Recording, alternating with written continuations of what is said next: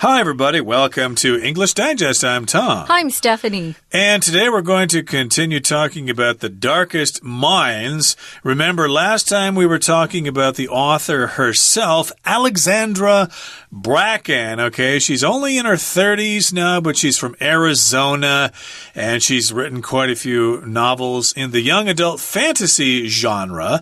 So again, she lived in New York for a while, working in the children's publishing industry. She worked in marketing, and then she moved back to Arizona. But that's okay because her novels are being published left and right. She doesn't need to live in a city like New York with all the traffic and all the stress and all the noise. No, but then she's right there. She can go see the Yankees games. I would stay in New York. She can go see the Diamondbacks in Arizona. Who cares? Baseball is just as boring no matter what team you're watching. Stop it. I love baseball. But in any case, indeed, she's a successful author here. She is. And so we talked about The Darkest Minds, mainly because it's coming out as a movie, but of course we recommend the books. And today we're going to go back to the actual book, The Darkest Minds. We're probably talking about the entire series here, and we're going to talk about some of the themes and ideas in this book. Right now, guys, we're going to read through today's lesson.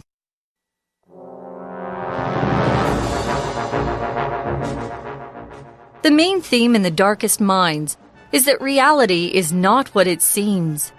Ruby and her friends realize that trust can be broken in a second. At first, Kate and her boyfriend, Rob, seem to be kind and helpful. But then Ruby uses her power to see Rob's recent memory of killing 2 adolescents in cold blood. Ruby trusts her instincts and escapes. The Slip Kid, a fellow orange, initially appears to be a good leader and helps Ruby learn to control her powers. However, he leaks the location of East River to the military, sacrificing many of the children hiding there so that he can gain power and control. Ruby's friend Chubbs sums up the story's central theme when he says, "The darkest minds hide behind the most unlikely faces." The novel also deals with the theme of living in a world after a serious disaster. Because of the mysterious illness killing most children, the country's labor force and economy have collapsed.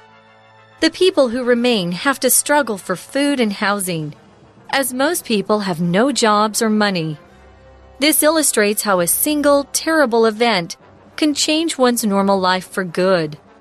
In addition, Ruby makes an important journey from youth to adulthood. When she first enters Thurman, she is forced to live the life that authority figures set for her, despite her young age. It is only when she is freed at 16 and has the freedom to bond with others and control her powers that she learns to trust herself, fall in love, and become a stronger and more mature person. Okay, let's talk about the struggle of young adults in The Darkest Minds, our featured work of literature this month. And the main theme in The Darkest Minds is that reality is not what it seems. Yeah. So, yes, how we perceive reality, of course, we take that for granted. Most of the time, what we see, we think is real. But in this book, what we see may not be the truth. It may not be what we think it is. We often use this phrase, looks can be deceiving. What it looks like can really trick you or fool you. That's what deceive. Deceive means to trick or fool someone. So looks can be deceiving. So what you see may not be real. You got to find out what's going on underneath the surface. So we've got Ruby and her friends. They realize that trust can be broken in a second. You earn somebody's trust, but if you are disloyal or you disappoint them, it's hard to earn that trust back. Once trust is gone, good luck getting it back. So always be loyal to your friends. That's a good lesson to learn when you're young. Now, at first, remember Kate? She works for the Children's League. I remember when we were first talking about Kate, I went, oh, she's a good person. Good. She's trying to help those kids get out of the camp, you know, where they're being forced to do hard labor and awful things by the guards. But Kate and her boyfriend have another plan for the kids that they don't tell the kids kids about. So she seems to be kind and helpful. That's what's on the surface. But then Ruby uses her power, remember she's an orange, to see Rob's recent memory of killing 2 teens, adolescents or teenagers, in cold blood. So he didn't even, kill them because he was protecting himself or defending himself, or it wasn't an accident.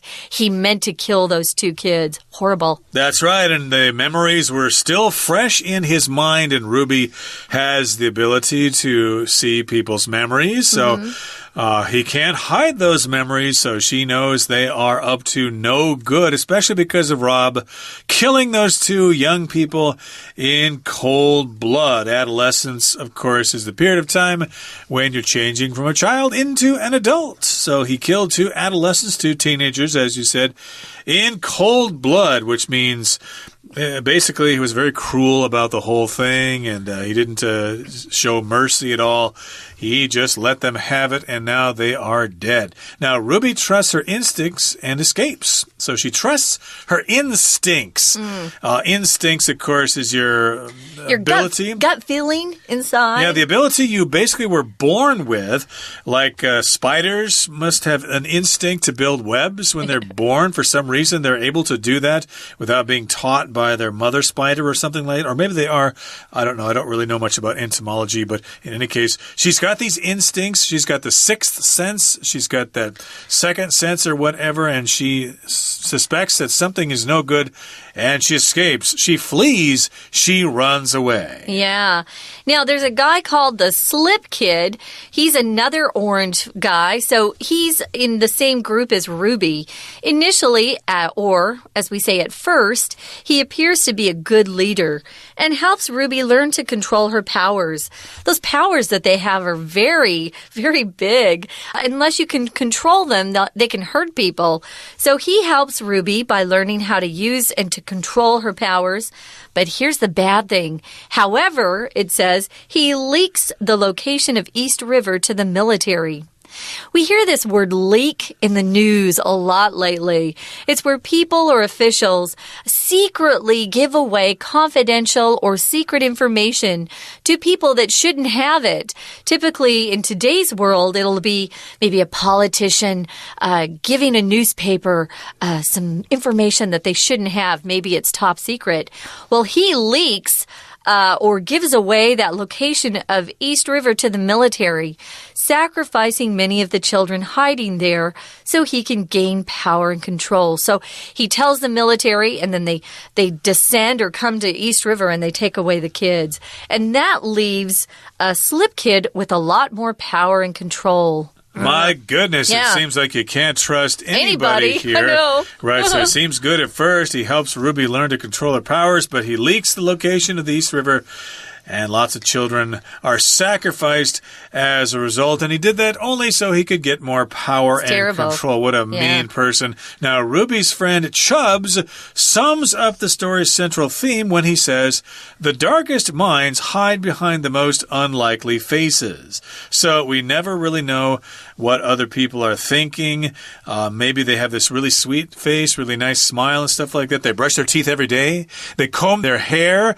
They get rid of all the dirt in their pores. They don't have any zits at all. They've got wonderful, perfect faces, but still inside they are rotten to the core. You know, we often use that phrase, don't judge a book by its cover. And sometimes we use it to say, someone might not be the prettiest, but inside they're wonderful. But it can also apply here. Something could look really good on the outside and be rotten inside. And so I love what Chum says. When you sum up something, guys, you just kind of declare something. Maybe there's a lot of information and you just summarize it or put it into 1 or 2 sentences so it's quite small. But I love this theme he comes up with. The darkest minds hide behind the most unlikely faces. Those faces might look really kind and sweet and appear to want to help you, but inside they really want to hurt you. I think this is a great lesson for young adults to learn, to be very careful in placing trust in people, to know who they can trust and why. And the opposite might be true as well. Really horrible looking mean faces actually might be the faces of people that are actually very kind and sweet. That's why we say don't judge a book by its cover. You got to see what's inside. Don't look at just the external, outward appearance of someone. Look inside them. And I wonder how much Chubb can be trusted as this story continues. Now, moving on now to the next paragraph here, it says the novel also deals with the theme of living in a world after a serious disaster. Now, if you go back to the very first page of our lesson, of course, we mentioned the fact that there was a mysterious plague that was killing young people across the United States. Sometimes these worlds of the future are really terrible because of some big war or something like that, or because of an alien invasion or a massive volcanic explosion or something like that. Who knows? In this particular case, though, it was because of some disease. In this particular book, what happened is that most of the young people died except for the ones that had these special powers. So we're going to go on and continue talking about what the novel wants to say. What's the message inside, guys? The theme of some of the situations. Usually books have several themes, but before we do that, we're going to break for a minute and listen to our Chinese teacher. 大家好，欢迎收听 English Digest， 我是哈利。今天我们要阅读的文章是文学单元 Unit 12的第3天课程。在今天的文章中，我们将会阅读到小说《暗黑之心》所要探讨的主题。首先，我们看到第一段的第一句和第二句。The main theme in the darkest minds is that reality is not what it seems. Ruby and her friends realize that trust can be broken in a second. 这两句中都有用 that 引导一完整句子，作为名词子句。第一句的That reality is not what it seems 放在 be 动词 is 后面，作为主词补语，修饰主词 The main theme in the darkest minds 说明主题的内容。我们再举一个 that 名词子句做主词补语的例子。My biggest dream is that one day I can earn enough money to travel around the world. 我最大的梦想是有一天我能赚够钱来环游世界。第二句的 That trust can be broken in a second 放在动词 realized 后面，作为 realized 的受词，说明了解了什么事情。我们再举一个 that 名词子句做受词的例子。Many nutritionists agree that a balanced diet and regular exercise are the key factors in losing weight. 许多营养学家同意，均衡的饮食和规律运动是减重的关键要素。我们接着看到第一段的倒数第二句。However, he leaks the location of East River to the military, sacrificing many of the children hiding there, so that he can gain power and control. 然而，他却把东河的地点泄露给军方，牺牲许多藏身在那里的孩童，以便他取得操控权和支配权。动词 leak 在本句是泄露的意思。Leak something to somebody 就是指泄露某事给某人。Leak 也可以用来指气体或液体漏出或渗出。例如 The damaged tanker leaked oil into the ocean. 这个损坏的油轮漏油到海里。Leak 也可做名词用，有漏洞、裂缝的意思。片语 spring a leak 就是指突然裂开一条缝。例如 After the earthquake, the roof of our house sprang a leak. 地震过后，我家的屋顶裂出一条缝。另外 leak 当名词也有泄漏、漏出的意思。An oil leak 就是指漏油。A gas leak 就是指瓦斯漏气。此外，这句用了一个句型 so that 是为了、以便于的意思，后面接一完整句子。例如 My father left for work early so that he wouldn't miss an important meeting. 我爸爸早点出门上班，以免他错过一场重要的会议。So as to 也有为了的意思，相当于 in order to。和 so that 不同的是So as to 后面只接原形动词，不接一完整句子。例如 Jill studied hard so as to pass the exam with flying colors. 吉儿用功读书，为了能够高分通过考试。We're going to take a quick break. Stay tuned. We'll be right back.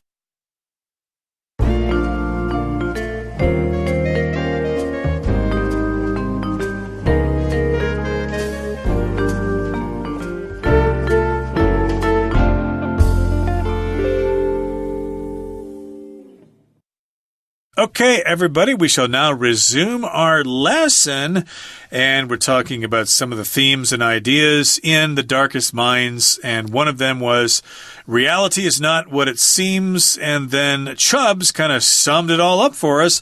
The darkest minds hide behind the most unlikely faces. So don't trust anyone, or maybe trust the people who don't seem very trustworthy. My goodness, things can get very confusing in the future, especially after a serious disaster, which is kind of what this book is all about. The novel also deals with the theme of living in a world after a serious disaster. And as I mentioned before, there could be several different kinds of disasters, but this particular disaster is a mysterious plague.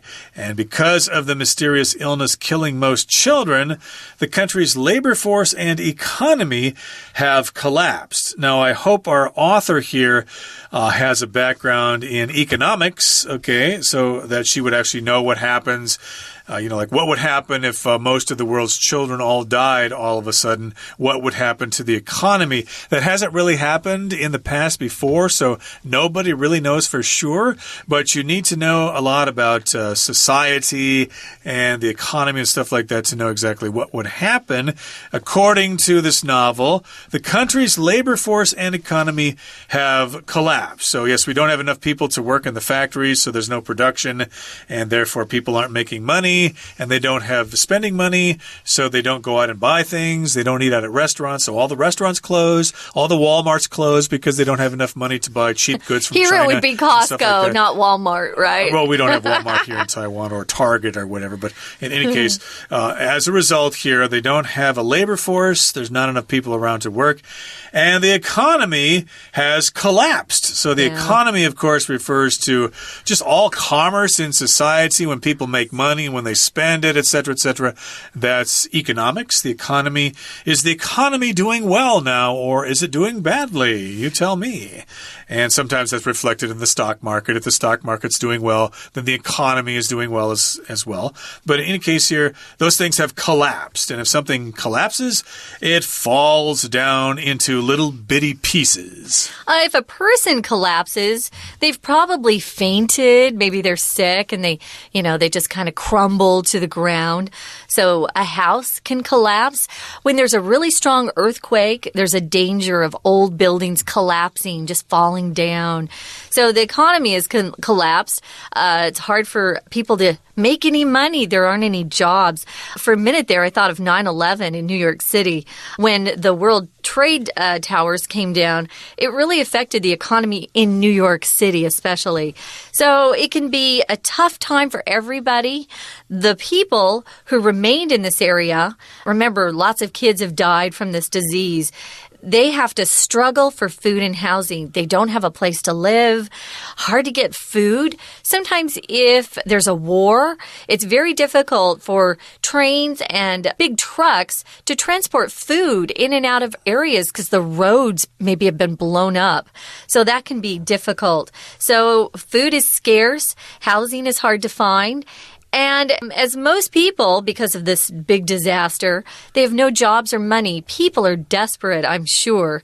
It says this illustrates how a single terrible event could change one's normal life for good. Things can happen very quickly in life. Even if it's your own personal family, if you have a tragedy, it can change things so quickly. To illustrate means, usually we talk about illustrating as kind of giving an example of something, maybe showing someone a picture. There are illustrations in books. Those are drawings that are put in books or newspapers. We also use this, though, to talk about explaining something or making something clear. But this is kind of giving a picture, giving you a look at how a single terrible event can change one's normal life for good. For good just means forever, right? For good. I'm never going to go out with him ever again. I'm done with him. I hate him. And if you're done with someone for good, you're never going to be friends again. Oh, no, that sounds very terrible, but that could happen in such a world if there's a big disaster. And let's face it, there really hasn't been a big worldwide disaster since World War II.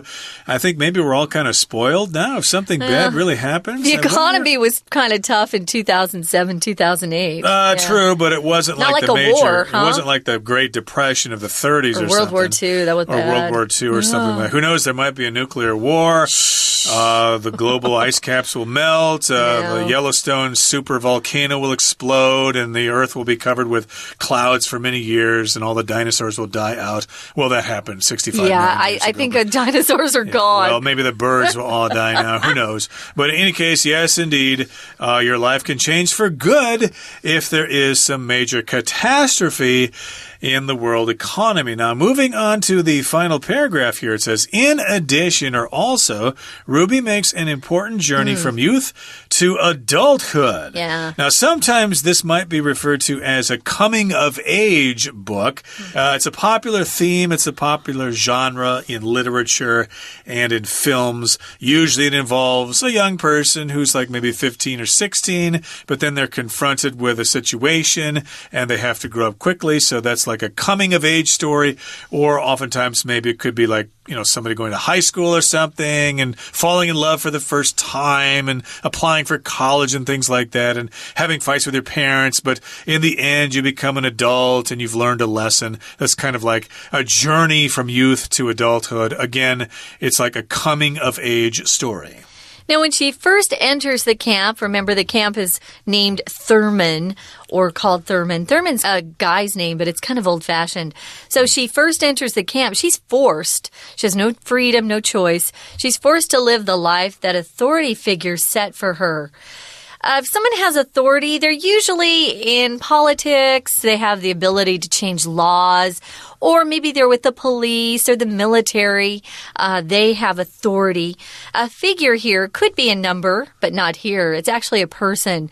So be careful when you see this word figure, because it can mean a number, a digit, like 5, 7, 10, 14. Or it could be a person. Authority figures here set really strict rules for her, so she has no freedom inside this camp, despite her young age. She enters the camp at 10, remember, and then she spends the next 6 years there until Kate gets her out. Exactly. So we're dealing with these authority figures and the examples that they set for her. And I did want to mention also another meaning of the word figure would be the appearance of a female body, basically. Yeah. You don't really use that for a man's body. But if you talk about a woman who's got nice curves, good measurements and stuff like that, you'd say, yes, she's got a good figure. But you're right. With guys, we just say he has a nice build. B-U-I-L-D. His build is very nice. Or, he's got great muscles, something like that. He's got six-pack abs. Or he's a really macho guy. He's really buff. He's got a good bod. You could say that. B-O-D, good bod. We often say that. He's a real hunk. Maybe he's you a could hottie. say that. A hottie. Yeah. Well, I'm a man. I'm not supposed to be talking like that. But in any case here, yes, we're talking about people, authority figures, authority people, for example, and the results or the consequences that she has to face because of their decisions, not her decisions. So they set these rules for her despite her young age. They could be nice to her since she's a young girl, but hey, she's got that extra power, the orange category power, and she's just somebody they don't want to take any chances with. They really have to control her. I wanted to mention, you could simply replace figures with authorities. She's forced to live the life that authorities set for her. Of course, we want you to learn the word figures and the different definitions of that word. Now, it's only when she's freed at 16 and has the freedom to bond with others and control her powers that she really learns to trust herself. She falls in love, and she also becomes stronger and more mature. Now, here we're talking about bonding with someone. Bond can be a noun or a verb. It just means to grow close with someone, to have a really close friendship. You have a bond with them. And she also learns to control her powers, which is very important. And learning to trust yourself at that age is super important. She falls in love with Liam, remember? and becomes a stronger and more mature person. If you're mature, you act more like an adult would. You don't make silly decisions or act in a very selfish, childish way. You tend to act like you have reached a stage of development where you make good, logical decisions. That's right. And so she has become an adult now. She can make her own decisions. And hopefully she'll be able to face some more challenges in her adult life. Hopefully this series will continue on into the future. Okay, that brings us to the end of our discussion for today. It's time now to listen once again to our Chinese teacher. 我们接着看到第二段的第二句。Because of the mysterious illness killing most children, the country's labor force and economy have collapsed. 由于这个神秘的疾病杀死大部分的儿童，此国家的劳动力及经济因而随之崩盘。名词 economy 是经济的意思。Boost the economy 就是指促进经济。Boost, B-O-O-S-T. Stimulate the economy 就是指刺激经济。Stimulate, S-T-I-M-U-L-A-T-E. Revive the economy 就是指振兴经济。Revive, R-E-V-I-V-E. 和 economy 相关的两个形容词是 economic 和 economical. Economic, E-C-O-N-O-M-I-C. 意思是经济的。例如 Many college graduates can't find a job, partly because of the economic recession.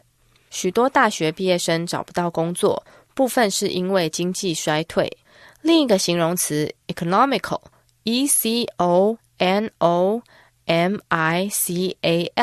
意思是省錢的、節約的、經濟實惠的。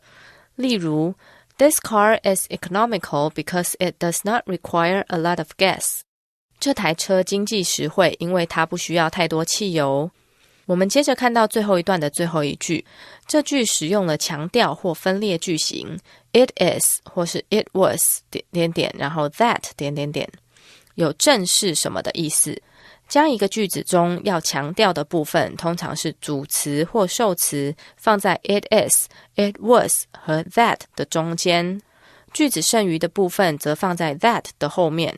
如果強調的部分是人 that 可以換成 who， 強調的部分是事物 that 可以換成 which。 例如本來的句子是 Jack cheated on the exam， 傑克考試作弊。